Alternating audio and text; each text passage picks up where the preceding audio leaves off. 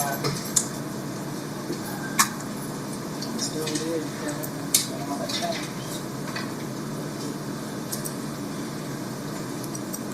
something's in there. Something's in there.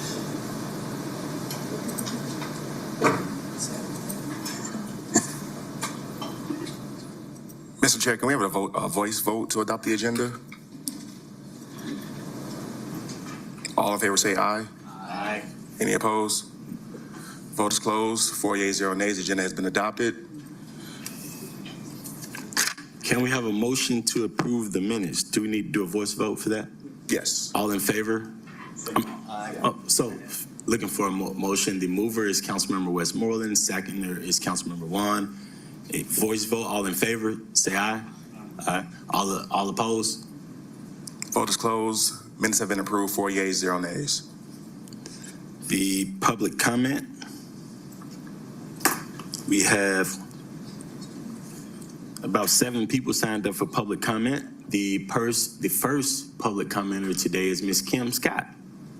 Familiar face to the room and the community, a Southwest legend.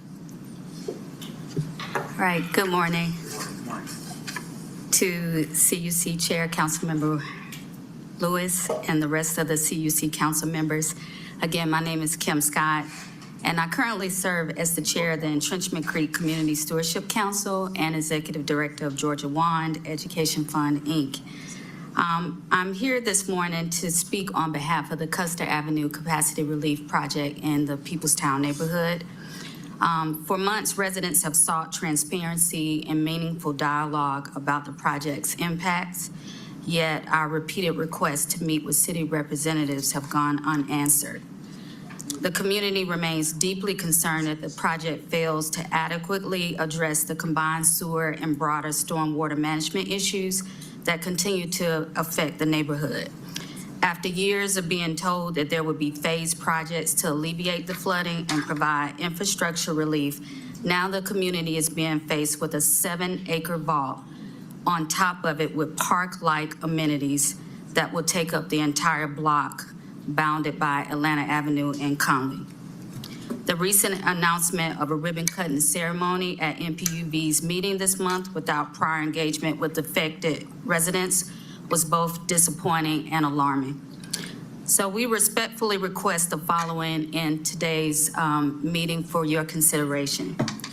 That the Department of Watershed Management slow the progression of the Custer Avenue Capacity Relief Project in Peoplestown.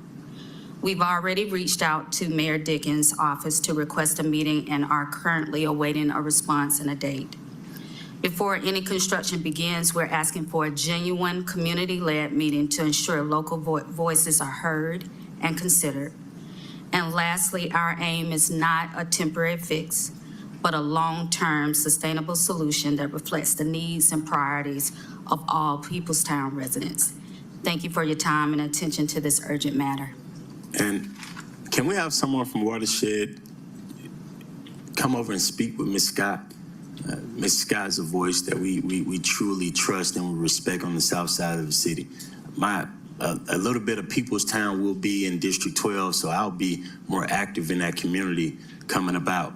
I haven't been as active because the lines did matter, and now it'll be a little bit more mine. So if someone from Watershed can grab Ms. Scott specifically and try to address some of these issues, and if you can link my office with this so we can continue this conversation, because Peoplestown is a little bit of District 12 now, so I will be involved.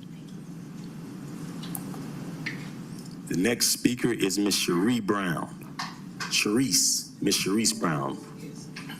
Miss Cherise. Yes, good morning. Miss Cherise. How are you, Miss Cherise? Good morning. Pretty good, and you? I'm all right. Thank you. As you know, my name is Cherise Brown. Yes. I'm a Peoplestown resident and also a member of Entrenchment Creek Community Stewardship Council. I'm too here to talk about the Custer Avenue capacity project. We want to ask that they pause this project for now until we have a meaningful meeting with Watershed and the mayor. I won't be repetitive, but we've reached out, and you have also, Councilman Lewis, I've stood next to you when you emailed Mr. Wiggins on our behalf. Although they came to the community 3 times, but it was not an engaging meeting. They did not answer our questions. They didn't take our recommendations. There are no community benefits. We wanted to have part in naming the park, just to name a few things. You know, it's an environmental issue as well as a health concern, because the junction box that they're putting there, 30 feet deep and 7 acres, going to disturb the neighborhood for 2 years with tons and tons of dirt. They're not thinking about the noise or the smell, because that will not solve the problem of the flooding. This plan have changed several times, and we don't even know why. We could not get a straight answer from anyone, although they are touting that they had community engagement. I was at the Park and Pride convention yesterday, and I spoke to some of the engineers and landscaping takes, and they all were saying how important community engagement is in these projects, such as the Stitch and all the other things they name around the city that they work with. So community voices do matter, and at this point we asking that they pause until they have a meaningful meeting with us. We don't want a quick fix. We want a sustainable solution. Don't put a Band-Aid on it, because it's going to bleed over everybody. And I don't think we got that. We didn't get our questions answered or our recommendations taken seriously. And we're here to say that we're not going to be quiet and we're not going away. So we hope that they will pause until we have that meeting. A courtesy meeting is what I'm calling it, because they know they did not answer our questions. The first couple of meetings, they didn't even have engineers. You know, their answers were, I can't answer that. An engineer have to answer that. And the final, and then the second one, Mr. Wiggins had just started the job that day or the day before. So I don't know if he had a clue, but he could not answer questions. And our city council, Winston, was there. He was no help either, you know, and I can't wait to see him. Ms. Brown, and I know what your voice means on the south side too. That's why I was wondering how that went, because I did set up those meetings with Mr. Wiggins. It never happened. Never. Since you sent that email, several of us have sent emails, and we never got responses. And the next thing we heard at the MPU meeting this month, which was in Peoplestown, that they're getting ready to move along and do a ribbon cutting. Well, it won't be a nice ribbon cutting without community input. How long have you lived in Peoplestown? 32 years, since 33 years, in 92. And how long have you been active in the neighborhood association? All those years. When I got to Peoplestown, I joined the community, and the Olympics was coming and everything, so we had a voice in that. Okay, I was just wanting to make sure the engagement you've always had, we want to make sure you're still getting it. We have a new commissioner of Watershed, and I haven't met him yet as chair of utilities, but I will be meeting him soon. And the moment I meet him, because the lines did change. Lines did change, and I'll be a part of that. So we do have a new commissioner of Watershed, and I hope that he can reach out to my office, or if he is in the building, if they can come over and talk to us today about this. Ms. Sharice, you shouldn't be down here. You have direct. What I mean by that is I thought that you were taken care of. So no, we can get someone to come over here to make sure Ms. Sharice is taken care of today. Yeah, we've been ignored and bamboozled, and we're not standing for it. We need to have our voices heard and at least consider some of our recommendations. Even the naming of the park. Naming the park. Yes, ma'am. These people died fighting for their houses and everything, and then when they did get a settlement, they didn't even live to enjoy it. Miss Maddie died before she got hers, and Miss Darden died 5 months later, and her husband's a year later. So I'm outraged. I really am. Yes, at least let us have a part in this.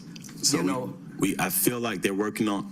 I see some folks from Watershed moving around. So Ms. Brown, please stay until you get someone to talk to you, and I want to make sure we're included on this portion as the lines did change. I want Watershed to commit to coming to a courtesy meeting in Peoplestown, in Trenchman Creek, where we can partner on facilitating a meeting or workshop, whatever they want to call it. But right now, we have not been getting straight answers. Thank you. And time is of the essence. And I really think they stalling. That's a stall tactic. But we're not new to this. We true to this. Yes, ma'am. Thank you all so much for listening. Yes, ma'am. Yes, ma'am. Man, we've been joined by the Honorable Councilmember Andrea Boone. Can please have someone from Watershed sit with Ms. Brown as well, just to make sure something's going on. Can we have Ms. Tiana Johnson come up and speak? Hello, thank you all for this time. I'm also a resident of Peoplestown here, representing my neighbors, talking about the Custer Avenue Relief Project. Just to reiterate what Ms. Kim and Ms. Brown have also said, we are asking for a pause on this project. Folks who have been here from the beginning do not feel like the city has engaged in authentic community engagement. People do not understand why this plan has changed multiple times without any explanation why. And there are major concerns as to what having a CSO holding tank with the associated vent stacks will do, what that impact will have on the community. People do not understand, and I think the onus is on the city to help them understand. And again, as Ms. Brown said, people do not believe that this project alone will help address the concern of flooding, so that's huge. Again, we're asking for a pause. We're asking for a meeting with the Department of Watershed, as well as the design build team, and also the incorporation of community benefits, the naming of the park, and to see if there's something else we can do in terms of green infrastructure and the incorporation of that into this project. So yeah, that's it. I will relinquish the rest of my time, but again, please consider a pause for this, and please engage the community a bit more than has been going on. Thank you. Thank you as well. The next speaker is Mr. Craig Pendergrast. And thank you again, Ms. Johnson, for being so informed on the issue. I can tell, I know anything about Peoplestown. You all have been through a lot of stuff, so you're informed on it. So thank you again. Next speaker, Mr. Craig Pendergrast. Good morning, and I know several of you, some of you have not had the pleasure, but I first want to say thank you all for what you do for the city. I know it takes a lot of time, a lot of effort, and I appreciate it. I'm a lawyer by trade, and water law is one of my specialties, and so I'm here to talk about, there was an article in the AJC last week where the mayor was referenced as having said that the city is considering adopting a stormwater utility fee. He said it in the context of talking about the cost of water supply system improvements, and that's really apples and oranges. As DWM, the law department, Mr. Bandari, and this committee consider the possibility of adopting a stormwater utility fee, please know that it needs to be done very carefully, correctly, and equitably. I've long been an advocate for adoption of a stormwater utility fee. It has an advantage, but again, it has to be structured very carefully, correctly, and equitably. Back in 2007, Councilmember Shook may recall this, the city adopted a stormwater utility fee, but it was not structured correctly, and it was struck down by the court as an illegal tax. And at that point, the city gave up, I think, on stormwater utility. It didn't try to restructure it to do it correctly, but now it seems to be coming back as a possibility. And again, let me say, I'm an advocate for it. It just has to be done right. Because if it's not structured properly, it will be both an illegal tax and ultimately a regressive tax on the folks in the city, in poorer parts of the city, that are least able to afford additional charges. So that most of the stormwater management costs that the city has incurred have been in connection with the $700 million plus construction of what's called the West Side Tunnel. It would not have been necessary but for all of the stormwater that comes out of Midtown and downtown from those dense impervious areas. If done right, a stormwater utility fee should probably be set at a higher amount for Midtown and downtown areas that are contributing that. and there should be an offset against our very high water and sewer rates for the funds brought in by the stormwater utility. I could go on, and I know I'm over time, so I don't want to outdo my welcome, but I would recommend that a task force be established in considering the stormwater utility fee that includes both city personnel, DWM personnel, law department, and outside people, and I would volunteer to serve on that task force to help structure it right. No, thank you for even having a solution to it as well. Thank you again. The next speaker is Miss Elizabeth Angel. Hello. My name is Elizabeth Angel, and I am a Peoplestown resident as well as a registered professional engineer. And like my community members, I'm also here to discuss my extreme hesitation and disappointment with the status of the Custer Avenue Capacity Relief Project thus far, and would like to request a pause and authentic community engagement while we find solutions that will actually address the flooding issues and environmental justice issues in Peoplestown, not just now, but for our next generation. So we would like to meet, as well as a pause, we would like to meet with the design build team and the Department of Watershed Management to make sure that all of our concerns are addressed. Thank you. And thank you. That was our last speaker for today.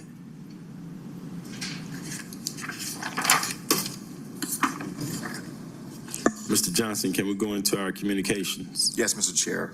Item number 125C0045, a communication from council members Dustin Hillis, District 9, Andrea Boone, District 10, and Ishay Collins, Post 3 at large, appointing Ms. Alicia McMichael to serve as a member of the Water and Sewers Appeals Board. This appointment is for a term of 3 years. Mr. Chair, the appointee was unable to come today, so the recommended motion is to hold this paper. It's been moved and properly second, moved by Councilmember Wan, second by Councilmember Westmoreland. Please open the vote. The vote is open. The vote is closed. 5 yeas, 0 nays. This item is held in committee. This takes us to our regular agenda, Section G, ordinance for second reading. Item number 225-1136, an ordinance by City Utilities Committee authorizing Chief Financial Officer to amend the FY 2025 Water and Wastewater Renewal and Extension Fund budget in amount of $4,200,000.00 to transfer funds from watershed reserves for appropriations and add funds to the annual plant maintenance project and for other purposes. Are there any questions from my colleagues? It's been moved and second. It's been moved and properly second, moved by Councilmember Wan, second by Councilmember Boone. Please open the vote. The vote is open.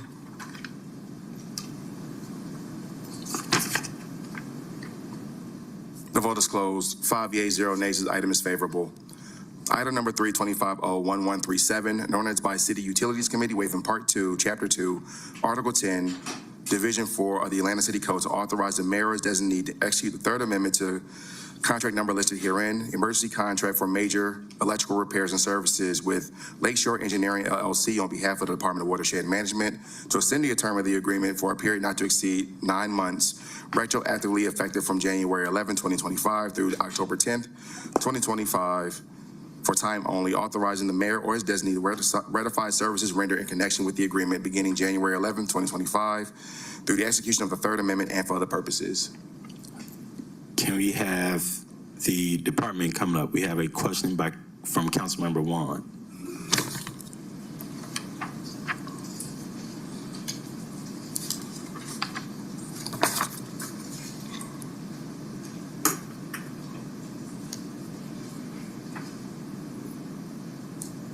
Good morning.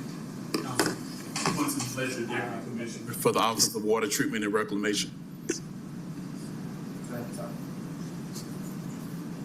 Can you tell us about this? And I have a specific question when you're done. Yes. Quentin Fletcher, Deputy Commissioner for the Office of Water Treatment and Reclamation. On September 8th, 2022, the Chief Procurement Officer approved an emergency authorization request to procure services with Lakeshore Engineering for electrical needs around the various water and wastewater treatment facilities. We asked for a 9-month extension while we procure a new contract. We have solicited, while working with the Department of Procurement, we have 2 solicitations that the evaluation team is currently reviewing. And so we just asked for the 9 months to continue services until we have a new contract and recommendation for award. All right, thank you. So my question is, you said that this original contract was in October of 22? Yes. So I'm having a little heartburn around an emergency contract that's extended for 3 years. That seems like I question if that's the appropriate use of an emergency contract and why we haven't gone to a RFP or a regular, even a special procurement since then. Emergencies are for emergencies, and a 3-year emergency sounds kind of long. Agreed, Councilmember Wong. It took us a while to draft the new solicitation, and so we did do that, and we advertised for a new contract. We received DOP deemed 2 of the contracts DOP deemed responsive. Excuse me, yes, responsive. And so the contract team is evaluating those contracts. When did that RFP go out? I believe it was maybe 8 months ago. So that was still 2 years under an emergency contract, right? That's correct. Yeah, this one gives me a little bit of heartburn because of that. Go ahead. Councilmember One, is not for any additional funding. The funding is already in place. It's just for time only. Part of why we utilize this contract is because while ordering emergency electrical equipment, it did take time during the pandemic. So we did see long lead times regarding transformers and switch gears. And so during that time, that's why we extended the contract, and that's why we're requesting additional time only. Okay, I appreciate the explanation. I just think we need to be mindful of our use of emergency contracts and the duration of them. But in this situation, I appreciate your explanation. No more questions, sir. Any other questions from my colleagues? It's been moved moved by Councilmember Westmoreland, second by Councilmember Boone. Please open the vote. Thank you, Mr. Fletcher. The vote is open. The vote is closed. 4 yeas, 1 nay. This item is favorable. Item number 4, 25-01175, an ordinance by council members Alex Wan, Dustin Hillis, Mary Norwood, and Jason H. Winston, authorizing the mayor as designated to enter into an agreement between the City of Atlanta and Live Thrive Atlanta Incorporated for the operation of multiple centers for hard-to-recycle materials, to waive Article 10 of the City of Atlanta Procurement and Real Estate Code, to authorize annual payment in amount not to exceed to be determined and for other purposes. Second, it's been moved and properly second, moved by Councilmember Wan, second by myself. Please open the vote. The vote is open. The vote is closed. 5 yeas, 0 nays. The item is held in committee. This takes us to Section H, resolutions.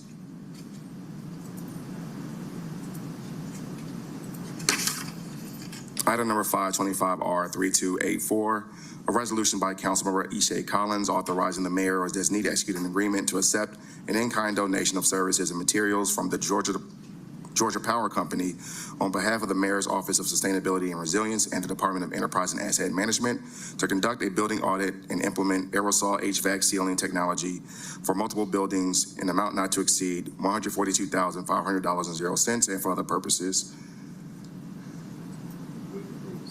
It's been moved and properly second, moved by Councilmember Shook, second by Councilmember Westmoreland. Please open the vote.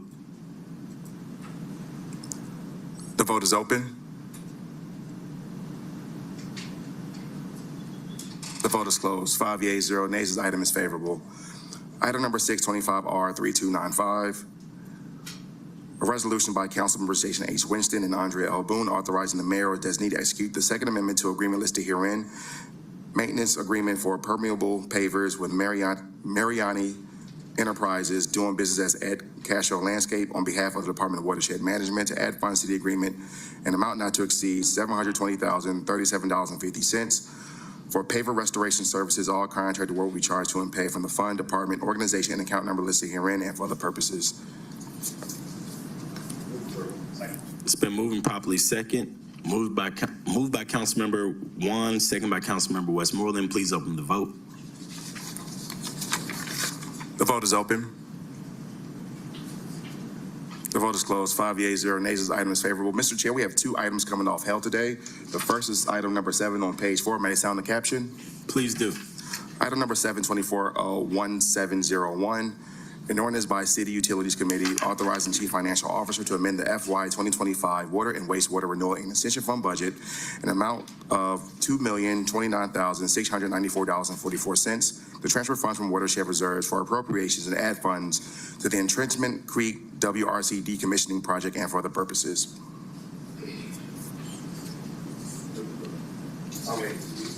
Wait, is this the legislation that the, go ahead. No. It's been moved and properly second by it's been moved by Councilmember Juan and second by Councilmember Westmoreland. Please open the vote.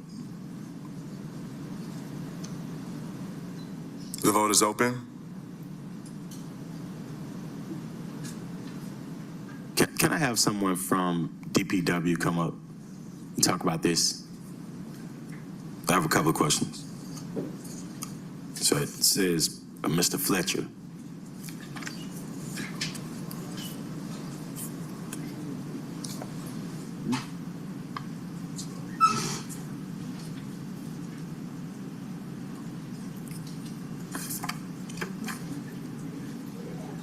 Good morning again, Quentin Fletcher, Deputy Commissioner for the Office of Water Treatment and Reclamation. Yes. The purpose of this legislation, as well as we have a companion paper with it as well. It adds additional funding and time for us to complete the Entrenchment Creek decommissioning project. Entrenchment Creek was built in 1910. It's one of the oldest water reclamation centers for the city of Atlanta. This project decommissions the plant. It provides an effluent pump station where we're going to pump flows over to the South River WRC, and it builds 2 primary clarifiers at the South River Water Reclamation Center. I appreciate you for explaining this. We had a lot of conversation and public comment about Entrenchment Creek. So are you the particular person over the matters with Entrenchment Creek and South River? So the Office of Water Treatment and Reclamation, up under my purview, I'm responsible for the treatment, operation, and maintenance of the water and wastewater treatment facilities. All right, thank you. Thank you.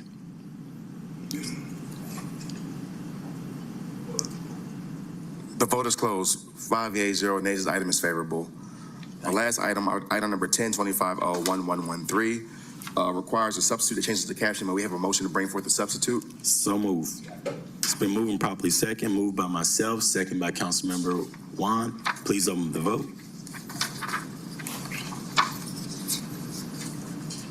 The vote is open.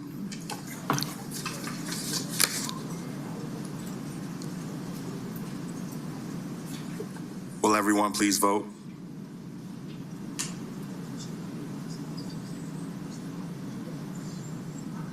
The vote is closed. 5 yeas, 0 nays. The substitute is before you. The substitute changes the term of the agreement to 352 days and changes the expiration date of the contract to September 29th, 2025.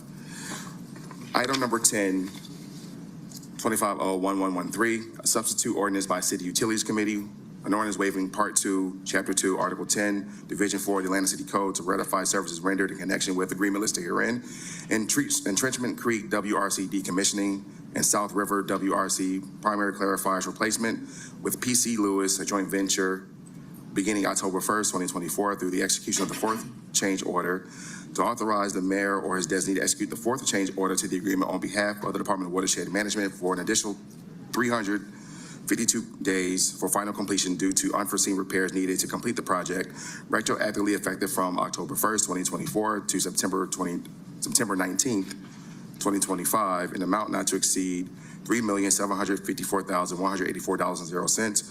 All contract award will be charged to and paid from the fund, department, organization, and account number listed herein and for other purposes. It's been moved and properly second, moved by Councilmember Wan, second by Councilmember Westmoreland. Please open the vote. The vote is open.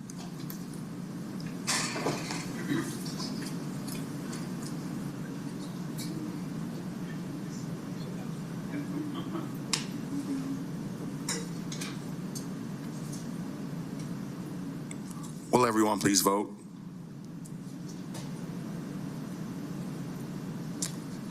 The vote is closed. 5 yeas, 0 nays. This item is favorable on substitute. Mr. Chair, that concludes our legislative items for today's City Utilities Committee meeting. Thank you, and I also want to say thank you to Commissioner Garman for coming over to the meeting today, and the folks from Public Works, DPW. Continue the awesome work y'all are doing in the city of Atlanta.